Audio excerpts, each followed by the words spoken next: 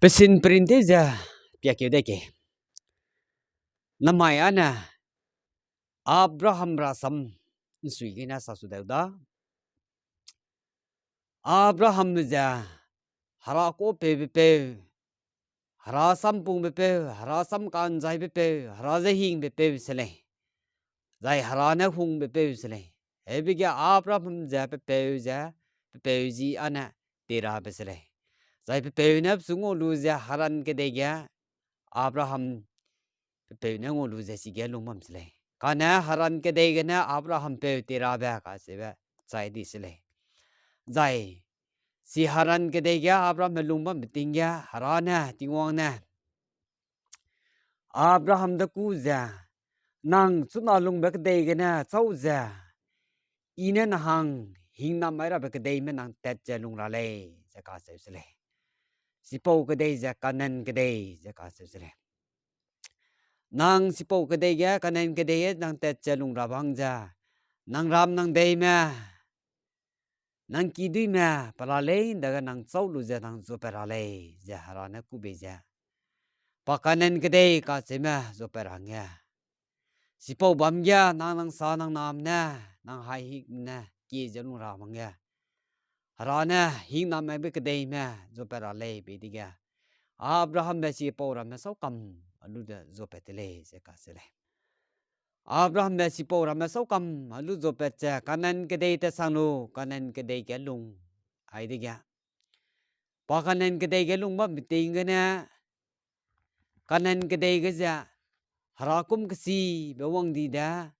teu ja sakrang ge ga di je ge na Abraham ja ma te so ra ga di ja biting ka ket hang Egypt kedai ge pa lung ra te sele Abraham ba haran kedai pe tera bina lung ai dia nam ge na pa harana ku be ja zo pe plo ga pekina pe na Lot pedadu pa ngolu je pele ka sele Lot pedadu ngolu pe che pa kanen kedai ge pnai ta sang lung je bam lo ga kanan kedai ge te je sara ga ja hara ku mo je ge na peting kak ke hang pnai hang na je Abraham ba zai pnau sara la aporam jo ngolu je Egypt kedai me peting kak hang hara ku mo je ge na lung bi harang ge lung ate sele Site ploga Abraham bina pnau sarala le ibe bizegna pnau sarala da ja Abraham na ramesre nangana anaule ja aseslo kana akina puile ja sero ja serangsre pelamana pa ja sarala ja nang ja le ibe bizegna nang anaule asedi je na Egypt gute zaina hagong mina za kade hagong mina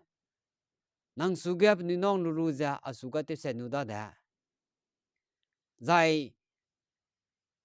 nang ja anole di na su te senuda da nang ja anole ase maka nang ana akina puile ja asera le de zai na nang su ni nong lu ne bijegina nang su kan se bijegina asudu te sama asudun ri pa ngam lu hangge ja nang ana akina puile ja aselo noi ja asedu te pesele Penui Egypt ramek lu ja peting ka kya hang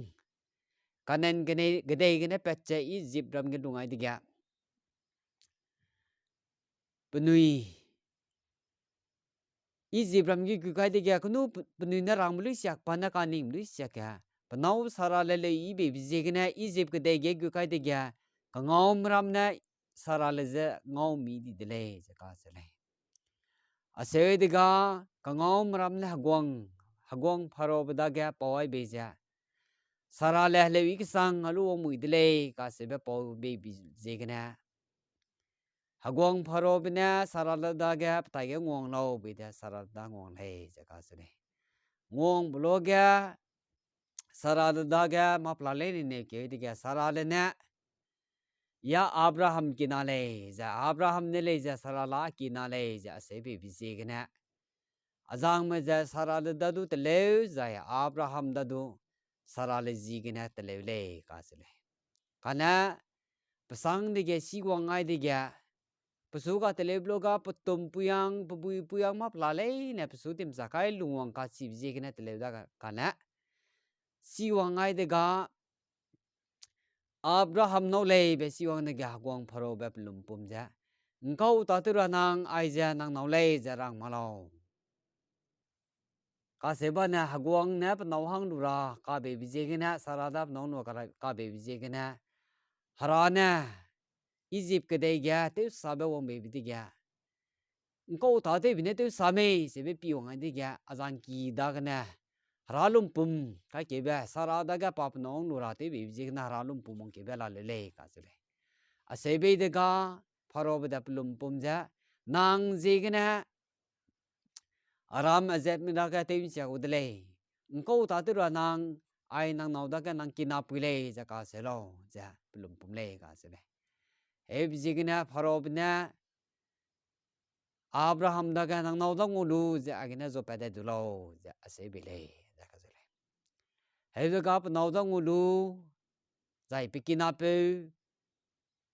haran bana lot pa da du ngu lu ja pa nai si ne te pa de le ja ka se le si gena pa nai te pa te ja na gep ka se bam ga pa ni wang ja du ngai le ka se le si po bam ge lu ngai de ga Abraham gudu zai pikina pe na lot pu gudu hakau ri ki de peti ase de ga pa nai go kau ri he ba kau ram zena pnu krai te se ji da ge di peti de le ka se le pnu krai te se di da ge di de ga Abraham benai lot be ja lung ro do lak ti lung da si ta di de le ka se le si je na Abraham zena pikina pe na lot pada ga ja anai ana nai ki dim da anai ki dum da le du anai go ko ru du ki peti da za anai ko ri pim dung ram du khai lak ti da za anai bam sam ma to lak le bam sam ra de le za pikina pe na lot pada ga nang hazen bia lu ra me hakum bia lu ra me nai mi kem bia lu ra me nai mi pem bia lu ra me ja paning kapara pe be ti ga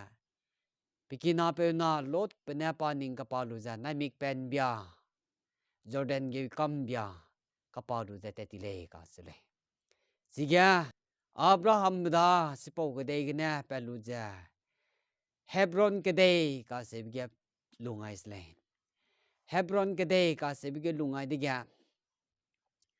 rana tingwang na Abraham da ga da Abraham bai nang lung betu ge na nang bam betu ge na sempi ni lo ting pe ting rin ting bia ting tu pala le na nang sempi tut kai ga nang bam ge na pi pe cha ngau ba le na nang gu kam gu de le si ga nang lung rat hang ya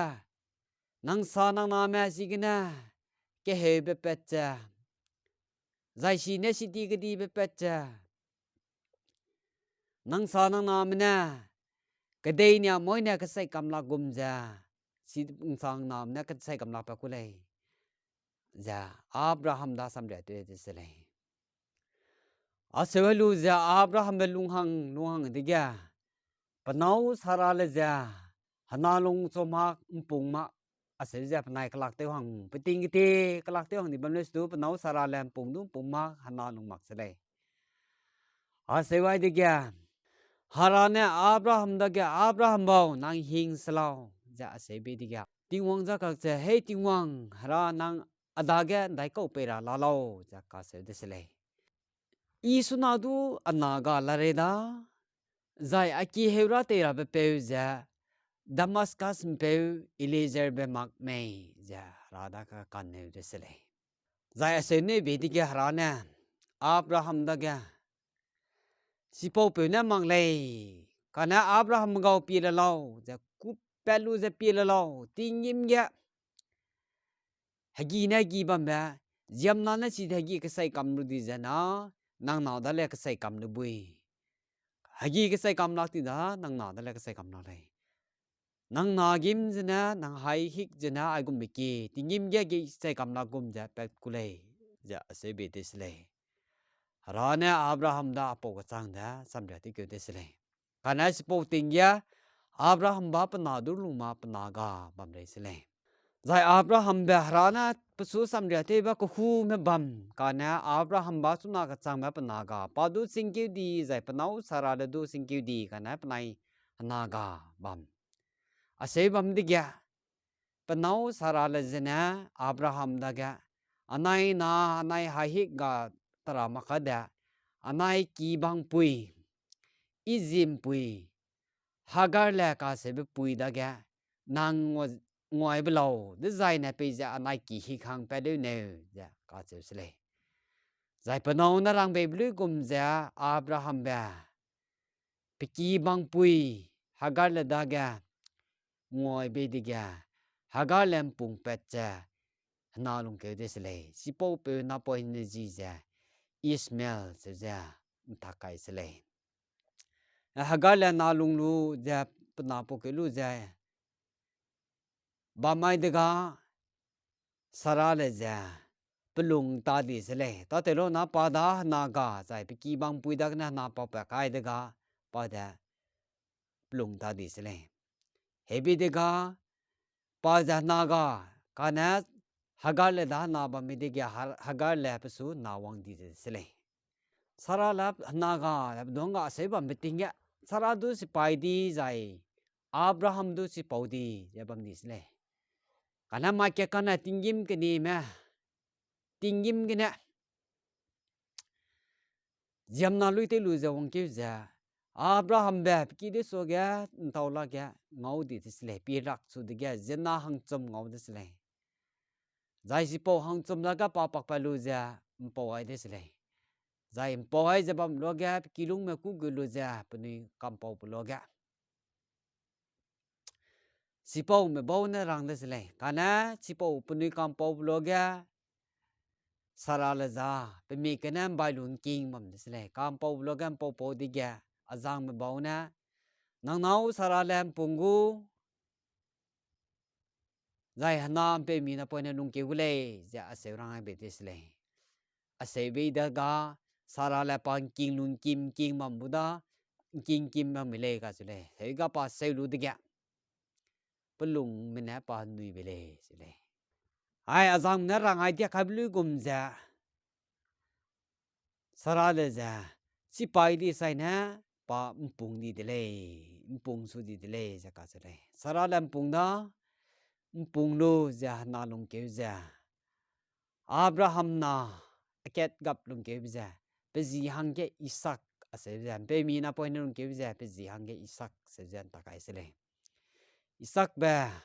dakalu za Isak da hung hung pe na hung saraga ba meting ya harana Abraham nung kadak cha Abraham ben dai kum kachang achu ka neimi ka se kadak cha harana Abraham daga Abraham bai nang na za te du te cha hangya krubra te ra le ja ase be desle nang na hangya krubra te ra le ase be digya harana rang lu gum ja Abraham be pa ka nei be suk pi je gna haralang ko pe ja hara ko lang pe ja pa pana zo ngolu ja pa hara te te bangat piki ya bam da pa bang ma hang da zo ngolu zai pana rang pe zo Isak pe zo ngolu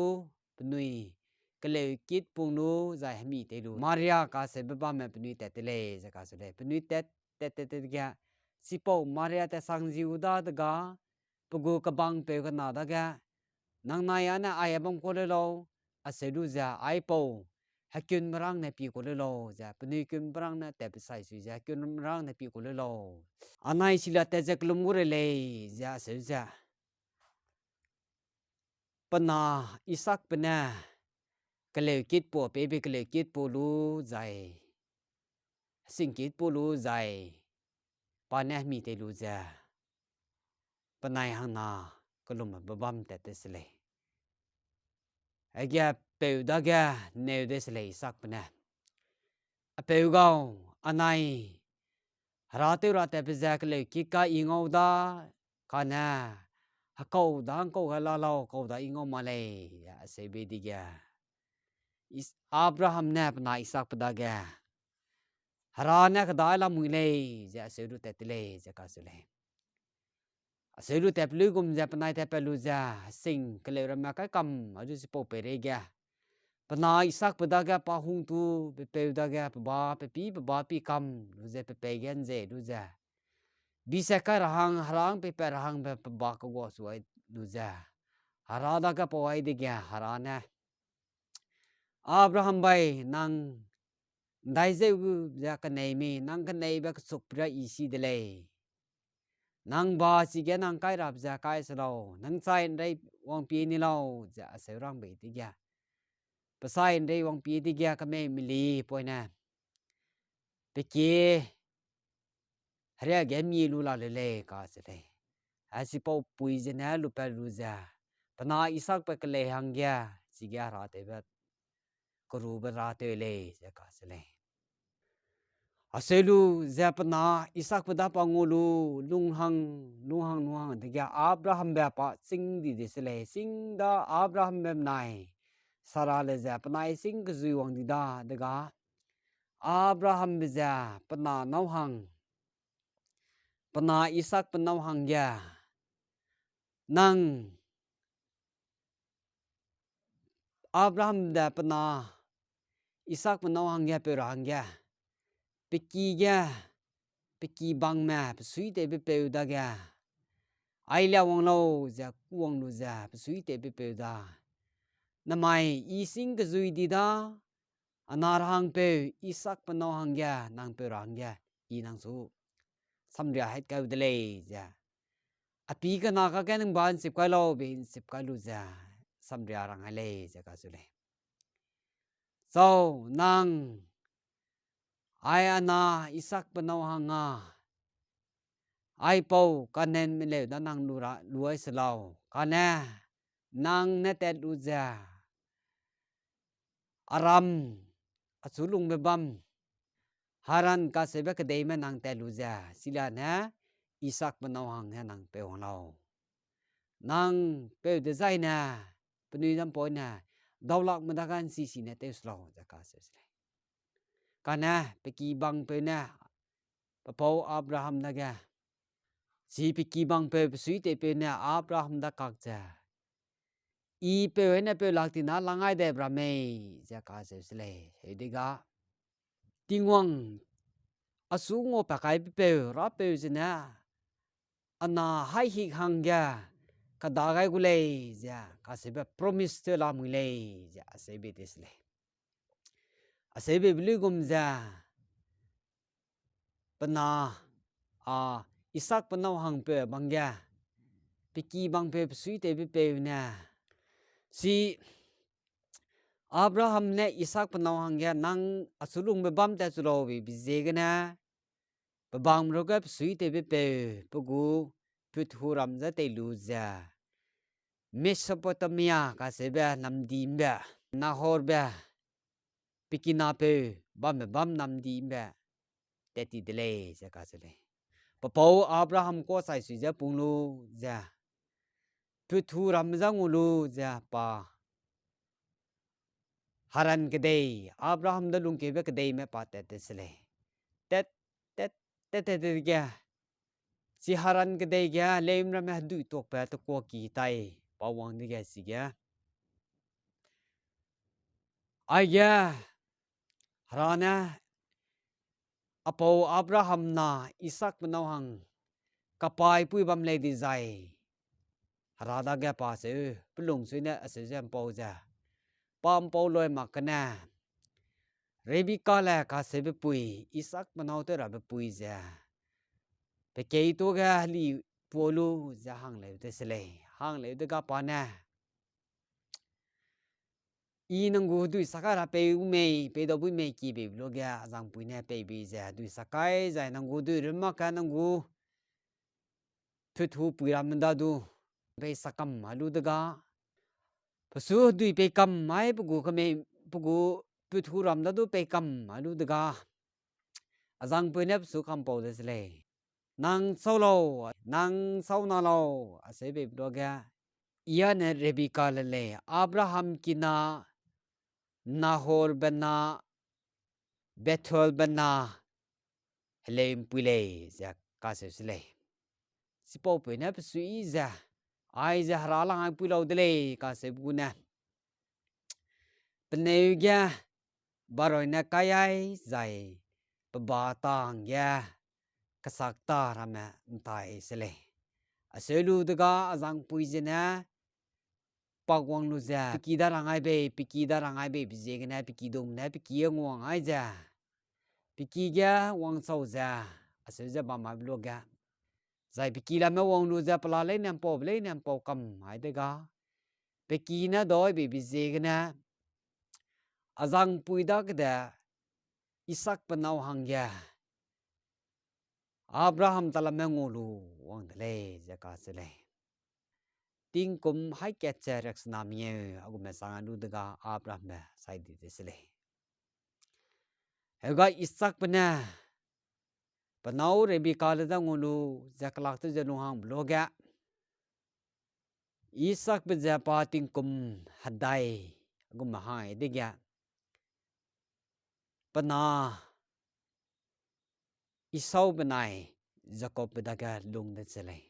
pana isau benai Jacob ja pin na ko sele ega lung ke lu daga pe isak bezena pana isau beze hung de sele isau beda nam ro si zai kau rui mamar me puang si be dige pe je hung sele kana panau rebi kala za Jacob daga hung de sele Jacob da samnu ne ma haladu te ne ma kilungen kumbam se sele ase be dige nau na na pe na panai na da hung ba sam priu bam de sele ase bam biting ya ma kya kana isau ba nam ro te tigya nam ro te lu da nam ro sui bam da nam ro te lu da ma kya ka wang da zai re sarga wang ga tigya isau Jacob ba lang la le sle he de ga isau ba da pan zai re wang sai sui ja pikina pe Jacob da ga ite ra pe lo ze ki be blo ga pikina pe Jacob na ase di na nang anai pe gu kasingu hing nam ja na asu pe me ja ase be desle ase be diga isau be na doi be ja Jacob pa hang pan jai ka re je gna kasingu hing nam ja Jacob pa hang hing nam nyak to lu ja Jacob gu halang ma me pa ne te ni desle ase lu ja pa nam ro ja ting ti se wang nai diga pe sing gu zu wang di pe mix se ngo ta di ase diga mai ke kana Jacob isau beda ga pe ja ku ja alia wang lo ja ku de sele ku de lu ja rang a de sele I sing gu zu di da in ko ta te lo sai mi si ma ka sida ja I nang hang ge hing na mai u de le nang tet lu ja kau ri pe wang du lo se lu ja I ne te ne ni ba te I a ba lang zun na lu asu pe du lo de za I ning su hing na mai de le ja se be de sele se ja rang ma me ja pui re bi ka la ka se be pui se di de sele se bi je gna pa nam ro te ti ba ka kana pui re bi ka la na pa na Jacob da pa hung ma sai sui ja Jacob da ga nang I karang ma pung lo lo sau tet lu ja ka me mi li poi na kana te wang lo se lu zen pe hang pe tai ga nang hing nam nu ra hang ja se sele ase digya Jacob na da gum ja na in sam la lo asi pe isau ba za be ge lung bung ko da ya na ma da ge ga de ase be digya ma du ma le ina karang ba te gap lo ase be digya pa pui na ram sai su ja Jacob ya ka me mi li poi na ka na te wang le ja ka se le he de ga ka me mi li ge go pa lu be na Jacob ma so hang te le lu ba tang na na ka lu zai isau bena nam ro ba ma so ja Jacob pa kai lu zai pa pui na hagi lang jun na lu ja sau ai da nang pe ta la me te gu tu lo se lu ja hing nam ma rang ki gu tu lo a se be tes le a se be de ga pa pui na rang lu sak ka pa ja pa pui na rang lu kum ja te des le gulu za pe gitu ke ia gala mule se gitu ke gulo nang solo ai ke Jacob na i za isau bedele za hadoi lu de gitu sele gut kai de ga pe na ai lang lo be wang nai ai ke pa bara ma de ai ase du ga nang kuang ki ngai ga Jacob pe go gum kana nang batang na ma de ga isau be batang gum zai nang po ni ra men namai de ga hanam rem nam pak nang ka sang sing be isau be de me ze pe na Jacob da ka ne le zule ge Jacob da kim nu ze pe da do ze ele I Jacob de le a isau be de le a se be de ge pe ze num sia bi di da a se du ze ne dai lu za e se na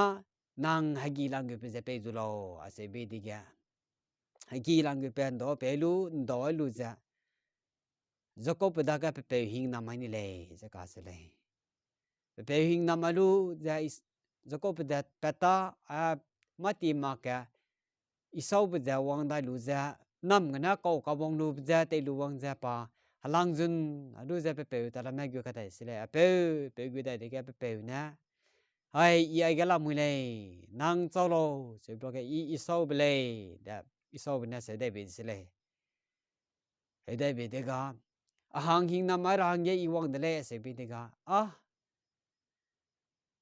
nang knung ka wang mang me knung ka wang ba chau lo za pe za a se ne di de se le he ga pe za ka din di de se le Jacob pang hing nam to ni da ga isau bang hing nam ma ka le he de ga pe za isau bang ya ma du hing nam so ai da ra ga di de ga sau nang ana Jacob bang te lo za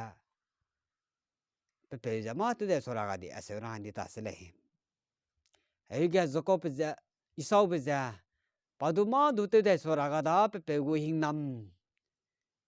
pikin nam na lu na ai de ga pa za pe lum pum za ma kyang ka du pa na su doi ka sing gu pa na hing nam lu ni na mai du a pe gu hing nam pa na lu dai di za pe lum pum ne se le ai akina pe Jacob da ka te sa ma ka do la ka le za pa za su di se le se di a pui re bi ka la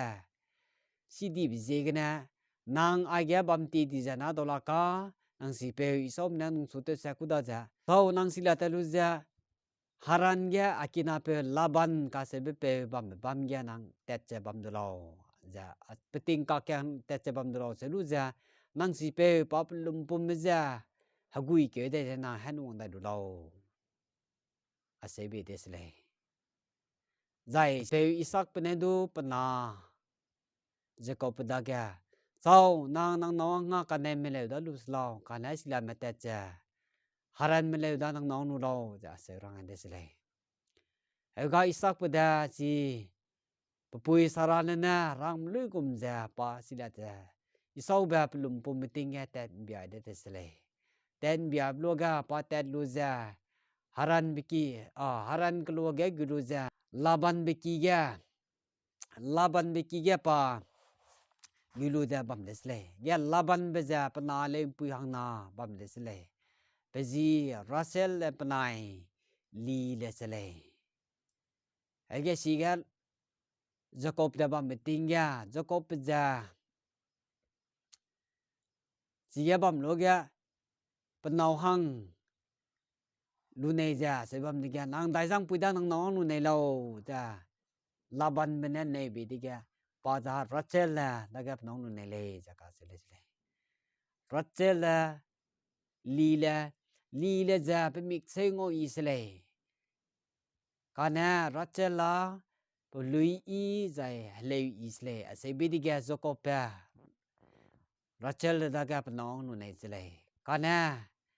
ting kum sna nang asu agong go za bam la le a se bi ji na nang nong nu nei na se bi ji na pa Rachel da nong nu nei ji na ting kum sna pa gong go za a se za tang de se le ai ga pa su ha ga mai da ga Rachel da ga pe ma ga li le da ga pe bi de le za ka se le Pasu gya mai Rachel da gya pe mai li da gya pe be de gya pa ti mui ngo zai lu ting so su de gya si di de le ja ka se le ga pa ja plum pom ning gang ko ta te be nang nu su ka doi lau ja plum pom de se le ka se le a se wai de gya laban be na ha anui sia na ka sing me me ma ka hanam ne me ra do la le ja a se be se le nang na Rachel da lu le na ting kum sana nang kabang te wang dara re le ase bi ti kya pa ja Rachel da nong nu nei ji gina ting kum sana kabang te wang da ka dai sle Jacob ja pa panau no ma dai ku de sle ji ga li le nai Rachel la ki na nai si zai ma ka da ba se pla le na no no ma dai ga pana hang kre ko sum sle pana hang kre ko sum ya pana pe mi hang nhà na hang kre ko na za im pui mi ket chale ai ja Jacob da ga nan ke ba ai ga Jacob da na pisin prin pe ko da ba sai na nin ki wa na ke